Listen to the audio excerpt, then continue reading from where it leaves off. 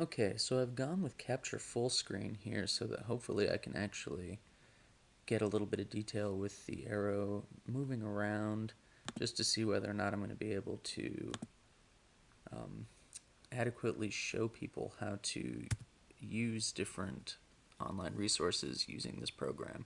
So far, this is fantastic. So I'm using Snagit right now, which is just free online, and I've got to say I'm already scheming as to how I'm going to get it after the 15-day mark, because apparently I'm only going to be able to use this free trial for 15 days, and this is pretty slick, so I might want to use it forever.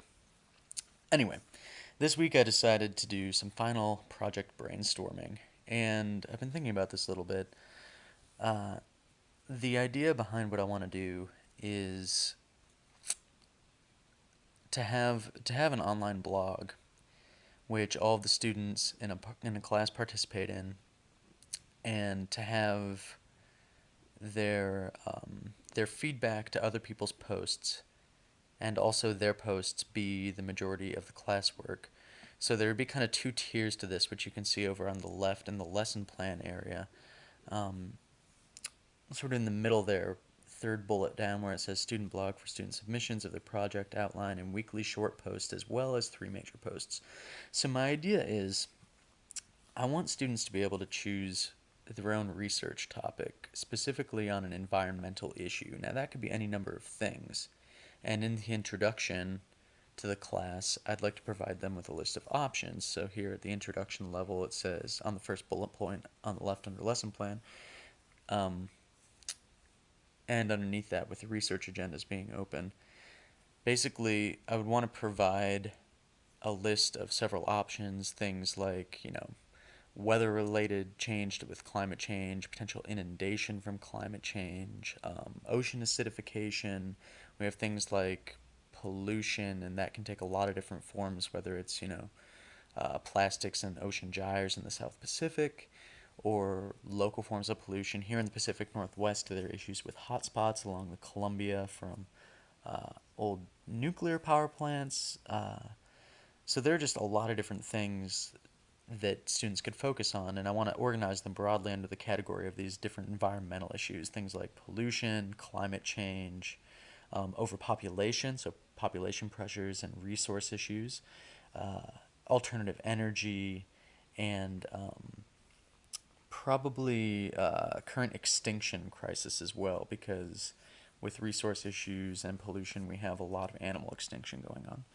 So I want to allow students to choose one of those from the get-go and start researching it.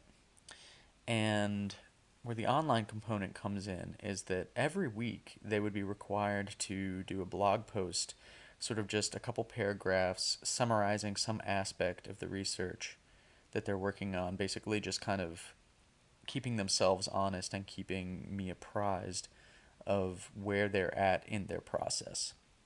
There would also be three larger posts, which would be rough drafts essentially for their final work, which would be a longer, not necessarily a blog post length, but a longer persuasive essay that's based on the research that they're doing. And this would be for a high school level kind of course. So the benefit to using the blog is to allow the students to easily not only review one another's work in a place where I can keep track of it, but also if you look at the bottom bullet point on the left, sorry, not the bottom bullet point, the second from the bottom, each new weekly post would be promoted on Twitter. So the idea would be that people could follow one another's, Twitter feeds, or could follow the class Twitter feed rather, and that whenever a student uploads a new blog post, they would have to, in some way, I'm not quite sure how yet, notify me as the instructor. I would tweet, and then everybody would know, and that way in real time, whether you're in class or not, outside of class, wherever, whatever you're doing, you can hop on and check your friends' or classmates' posts, see how you're doing, and really kind of work the class around your own schedule. So my goals here on the right side, goal number one is to try and promote high quality persuasive essay writing. So that's the idea behind having three main posts be the three drafts. of the same paper. So after 2 or 3 weeks, you do one draft. 2 or 3 weeks another. 2 or 3 weeks you do your final. Um, and by having the students select their own subjects, I'm hoping that I can really get them to just kind of take a particular interest in something that they have a passion in rather than feel like they're having the subject forced on them. By having the students read one another's work and critique it, I think you're giving them the opportunity to learn about a much broader range of issues than the thing that they specifically are working on, and to learn some good communication skills. And along the way, they're learning to use this technology, to use social networking technology and the blog in a way that is constructive for the classroom's goals. And by the way, again, going back over to the left on the lesson plan, my plan will be to screencast videos, or embed them rather, embed screencast videos on my own website in order to teach the students how to use these different online resources. So that's kind of where I'm at right now, and we'll see how that develops over the next couple weeks.